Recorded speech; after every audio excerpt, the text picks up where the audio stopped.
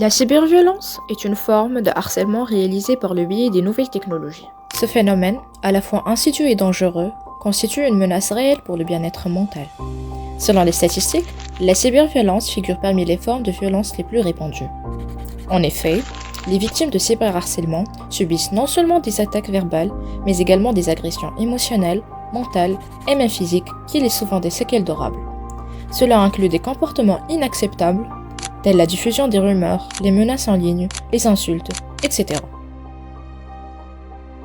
Je me présente, Madame Hedfi Bedra, psychologue en chef, ministère de l'Enseignement supérieur et de la Recherche scientifique à l'Institut supérieur des études technologiques de Platz. Donc, on va parler aujourd'hui de la cyberviolence. Tout d'abord, qu'est-ce qu'on veut dire de la cyberviolence?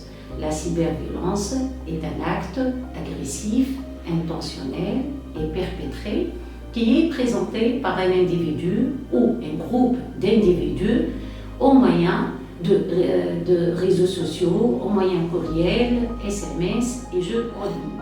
Une directrice d'une école primaire dans son témoignage sur la cyberviolence. Dans notre école, nous sommes confrontés au harcèlement et à la violence et c'est inacceptable. Aucun élève ne devrait avoir peur de venir en classe. Nous écoutons, nous accompagnons et nous agissons pour protéger chaque élève. Mais la lutte contre ce fléau ne se fait pas seul. C'est ensemble, avec les enseignants, les parents, les élèves, que nous devrons dire stop. Mariam, une victime de grossophobie. J'étais grosse et pour eux c'était impardonnable. Ils m'ont harcelée sans relâche, rendant chaque jour plus insupportable. Chaque jour derrière leurs écrans, ils me rappelaient que j'étais grosse, que je ne méritais pas ma place. Eh ben, leurs mots s'imprimaient en moi plus fort qu'ils ne l'imaginaient. Je me sentais coupable de tout, d'être née et même exister. Je n'osais plus rêver, je mourais à petit feu, au point de penser toujours à suicider, à mettre fin à toute cette amertume. D'ailleurs, j'ai fini par perdre du poids, mais pas à cause d'un choix sain, c'était la maladie, la dépression, les souffrances. Et même après ces kilos en moi, je reste enfermée dans ce passé sombre. Ils me laissaient des séquelles éternelles.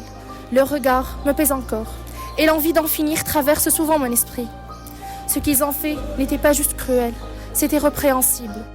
Les victimes de la cyberviolence peuvent présenter des symptômes qui sont les pleurs, l'irritabilité, l'agitation, l'abattement, troubles de concentration, troubles de mémorisation, des pertes d'intérêt, l'insomnie. Aussi, on peut trouver l'isolement social, les problèmes psychosomatiques au niveau de la santé. Eya, une amie d'une victime d'une rumeur. Je l'ai vu changer jour après jour. Avant, c'était quelqu'un de joyeux, toujours prêt à rire, puis il est devenu silencieux, distant, taciturne. Il ne me répondait presque plus. J'ai compris trop tard qu'il était victime de cyberviolence.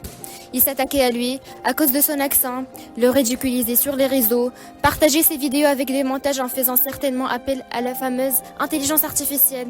C'est vraiment absurde d'utiliser le téléphone pour détruire les autres. Il a fini par quitter le lycée et on ne sait même pas où il est maintenant. Donc les conséquences de la cyberviolence sont nombreuses, durables et même dramatiques pour les victimes. Les conséquences peuvent aller jusqu'à la dépression. On peut aussi trouver l'isolement social, l'échec scolaire ou professionnel, les troubles de sommeil, les conduites suicidaires, les troubles émotionnels, des problèmes de santé psychosomatique.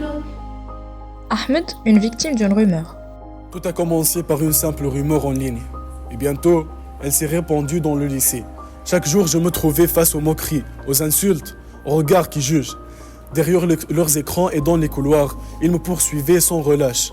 J'ai fini m'enfermer seul dans le silence, incapable de trouver la force de me défendre. À la fin, je n'allais plus au cours, préférant de disparaître plutôt qu'affronter leurs attaques. Donc, pour se protéger de la cyberviolence, on doit signaler tout fait, tout comportement, tout contenu illicite.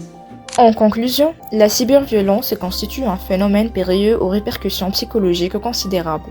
Il est donc impératif d'adopter des mesures rigoureuses pour prévenir et combattre ce fléau, afin de préserver la sécurité et le bien-être des individus dans l'espace numérique.